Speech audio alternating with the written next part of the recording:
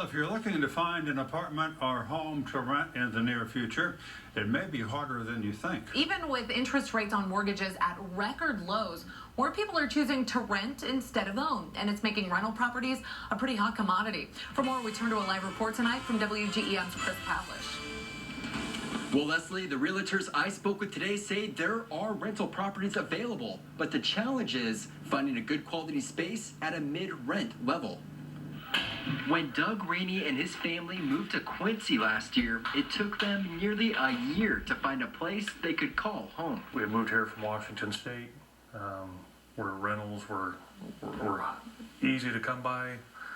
We moved here, it was just hard to find. And finding a place to live wasn't the only surprise. We're in a town of 400,000 people, and we paid about the same price as we do here. Realtors say rental properties in Quincy can be hard to come by.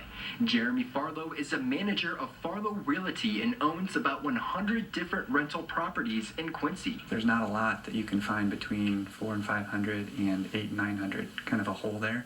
So if somebody's looking for that size, they're pretty hard to come by. Farlow says there's a number of reasons why rental properties are so popular. Younger adults are renting instead of living at home. Banks are under tighter lending regulations, and the market is still recovering from the housing bubble burst. It's so close in price now between buying and renting. Everybody is feeling the hurt, or they're feeling the pressure, and they're saying, oh man, I'd rather be buying, but they don't qualify for a loan, so they're kind of stuck renting. And if you're looking for a nice place to rent in the future, Farlow says it may be a while before you find that perfect spot. You're just kind of at the mercy of driving by and seeing the signs, or calling every realtor in town to see what they have available.